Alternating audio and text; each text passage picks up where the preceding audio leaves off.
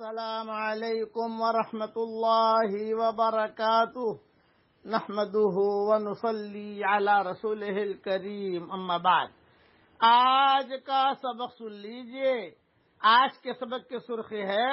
رمضان کی فضیلت، part number 1۔ ایک بات یہ ذہن میں رکھیے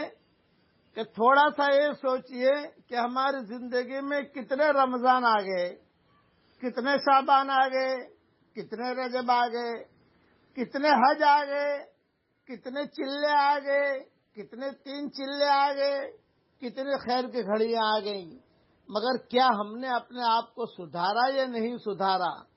ہم سب اپنے دل سے پوچھیں اور اپنا دل جواب دے گا ہاں یا نہ، اس لیے کہ موت کا کوئی بھروسہ نہیں ہے۔ اس لیے یہ رمضان کا مبارک کا مہینہ، ایک اب رمضان تک ہم پہنچتے ہیں نہیں پہنچتے یہ بھی شک ہے۔ موت جو ہے یہ یقینی چیز ہے، آدمی اس سے کبھی بچ نہیں سکتا۔ موت کا معاملہ نہایت خطرناک ہے اور لوگ اس سے بہت غافل ہیں۔ اول تو اپنے مشاغل کی وجہ سے اس کا ذکر ہی نہیں کرتے، اور اگر کرتے بھی ہیں تب بھی چونکہ دل دوسری طرف مشغول ہوتا ہے، اس لیے محض زبانی تذکرہ مفید نہیں ہے، بلکہ ضرورت اس کی ہے کہ دل کو سب طرف سے بالکل فارغ کر کے اس کو اس طرح سوچے کہ گویا وہ سامنے ہی ہے، جس کی صورت یہ ہے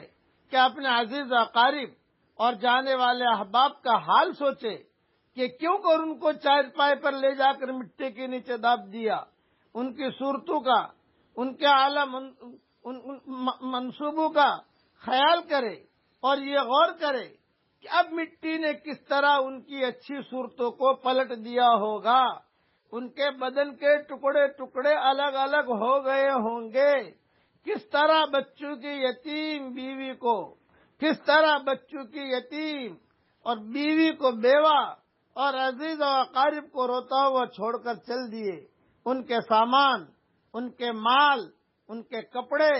ان کے موبائل، ان کی قیمتی انگوٹھیاں اور قیمتی سونے کے زیورات پڑے کے پڑے رہ گئے۔ یہی حشر ایک دن ہمارا بھی ہوگا کہ کس طرح وہ مجلسوں میں بیٹھ کر قہقہے لگاتے تھے، آج خاموش پڑے ہیں، کس طرح بڑے بڑے ہوٹلوں میں جا کر پارٹیاں کھاتے تھے، آج خاموش پڑے ہیں، کس طرح بڑے بڑے ہالوں میں جا کر جو بیانات کرتے تھے اور گانے سنتے تھے، آج خاموش پڑے ہیں، کس طرح پکنک پر جاتے تھے، کبھی کشمیر، کبھی سوئٹزرلینڈ اور کبھی نیو یارک اور کبھی وینکوور اور کبھی کہاں، آج خاموش پڑے ہیں، کس طرح دنیا کی لذتوں میں مشغول تھے، آج مٹی میں ملے پڑے ہیں، کیسا موت کو بلا رکھا تھا، آج اس کے شکار ہو گئے،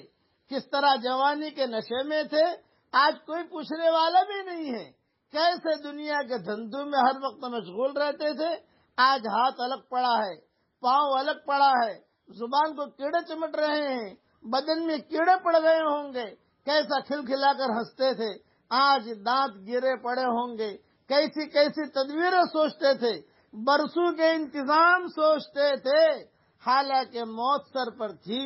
بڑی بڑی بلڈنگوں کے پلانوں کا انتظام سوچتے تھے، بڑے بڑے کاروباروں کا پلان سوچتے تھے، حالانکہ موت سر پر تھی، مرنے کا دن قریب تھا، مگر انہیں معلوم نہیں تھا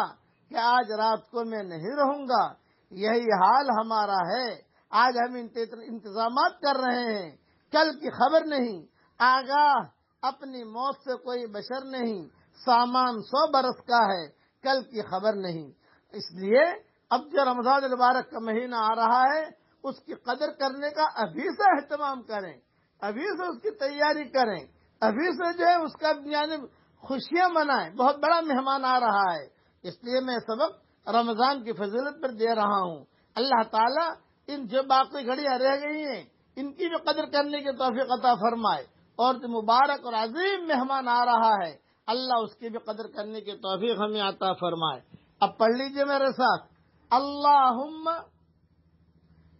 انی اسألک من کل خیر خزائنہ بیدک وَأَعُوذُ بِكَ مِن كُلِّ شَرٍّ خَزَائِنُهُ بِيَدِكَ۔ اے اللہ، جتنا خیر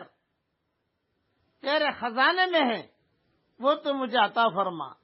اور جتنی برائی